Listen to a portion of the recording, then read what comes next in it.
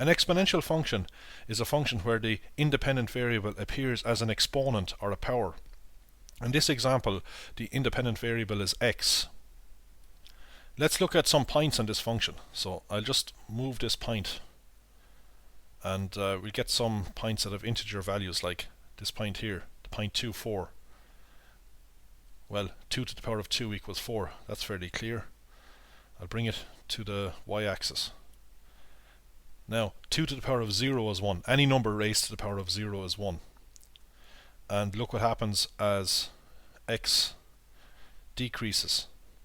We can see that the value of the function actually approaches 0 but never reaches 0. So here f of x is 0.02, and as I decrease x further, that value keeps getting smaller.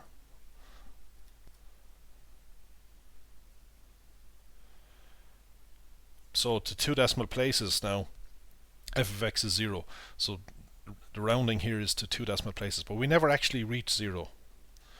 If I show the rounding to more than 2 decimal places, you'll see that f of x approaches 0 but never reaches 0. Here is the rounding to 5 decimal places. And again, as x decreases,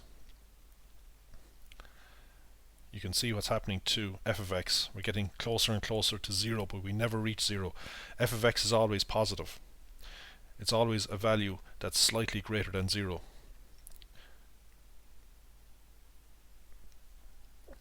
Now what you just saw on the graph could be written like this. If we take the limit as x tends towards minus infinity of the function 2 to the power of x, we get 0. So this means that as x gets smaller and smaller, as it approaches smaller and smaller values, or if you like, as it approaches larger and larger negative values, then 2 of x will get closer and closer to 0 but never reach 0. For example, suppose we work out f of minus 3. Well, that's just 2 to the power of minus 3, but that can be written as 1 over 2 to the power of plus 3, which is 1/8. So you can see what's happening. As we take smaller and smaller values of x, this denominator will get bigger and bigger. So for example, if we work out f of minus 100, well, that's 2 to the power of x, which is minus 100, which can be written as 1 over 2 to the power of plus 100. Now this number is very close to 0, because we have a huge denominator here. So the bigger the denominator is, then obviously the smaller the fraction is. So the fraction is getting closer and closer to 0 as this number increases. So that explains why the graph is approaching the x-axis as x tends towards minus infinity. But this fraction that we get is always positive. It's always slightly greater than 0, but never reaches 0. Of course, we have the opposite situation as x increases, as x tends towards plus infinity. We can see that as x gets bigger and bigger, the value of the function will actually go off to plus infinity. So I can zoom out here and you can see what's happening.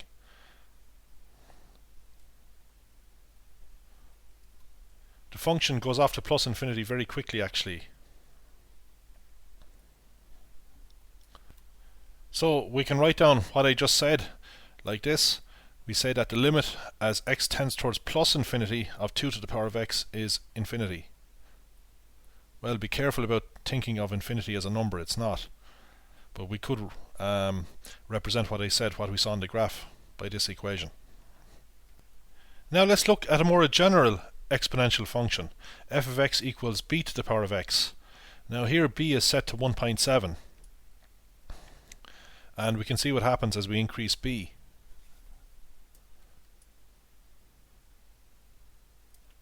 Now let's decrease b.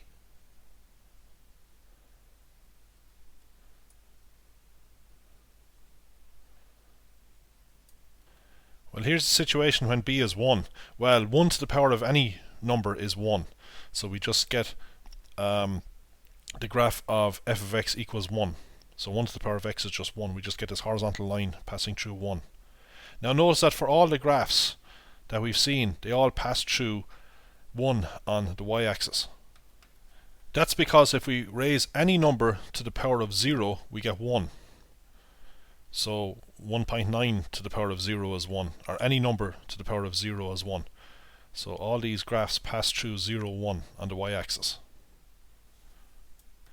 Now let's complicate things a little by adding in another parameter, which I'm calling c. And we can vary the value of c here. And as you can see, as c increases, the graph gets steeper. And this also, of course, when b increases, the graph gets steeper. Now let's bring c down to 0. So when c is 0, we get b to the power of 0x. Well, anything raised to the power of 0 is 1. So we get the function f of x equals 1. This is actually equal to 1. So we get a horizontal line through 1. Now if we decrease c further, make c negative, look what happens. The orientation of the graph is changed. When the exponent or the power is negative, we have a decreasing function of x. In other words, as x increases, as we move from left to right along the x-axis, f of x decreases, the value of y decreases. Now it looks like this graph is leveling off into a horizontal line, but that's not actually the case. The graph approaches the x-axis but never reaches it. If we keep zooming, we can see that the graph approaches the x-axis but never reaches the x-axis.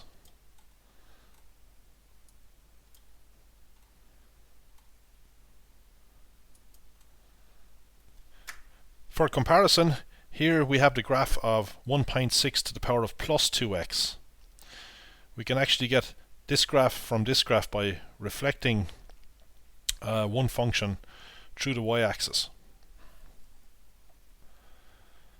So the important point to remember is that when the power is negative, as it is here, then the function is a decreasing function of x. And when the power is positive, as it is here for g of x, then the function is an increasing function of x. So when the power is negative, we can write our function like this.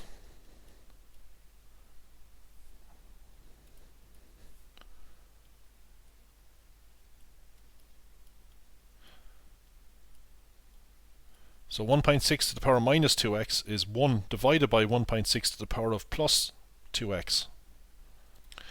Now, if we let x tend towards infinity, what happens? Well, 1.6 to the power of 2x will get bigger and bigger and bigger, as long, of course, as this number here is bigger than 1. So as we keep on increasing x, we are increasing the value of the denominator, and as the denominator gets bigger and bigger, the entire fraction will get smaller and smaller and will approach 0. So the graph will approach 0. Again, as I've explained to you before, the graph does not become a horizontal line. It approaches the x-axis but never reaches it. Now when you draw rough sketches of this, you could indicate that fact by putting an arrow on the graph to show that it's approaching the x-axis but never reaches the x-axis. So let's see that here. On the function f of x equals 1.6 to the power minus 2x, we have a general point, and as you can see, as x is being increased, f of x is decreasing towards 0 but never actually reaches 0. Now here I have f of x to 5 decimal places, so eventually this will appear as 0, but of course I could have more decimal places and show f of x approaching 0. It approaches 0 indefinitely as x gets larger and larger. Here's the situation with 10 decimal places. So I can move this point out further now before we get to 0.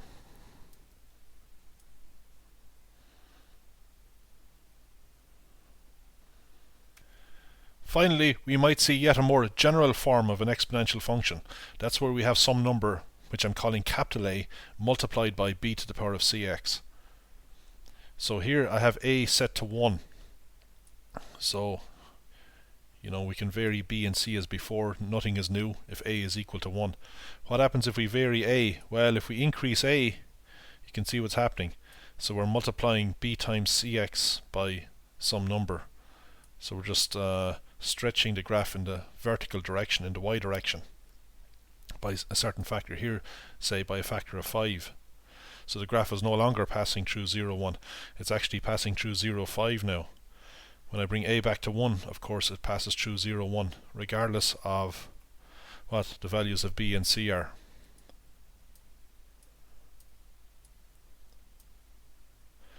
So by altering a, we're actually altering the point of intersection of the graph and the y-axis. So here the point of intersection is actually 4.2.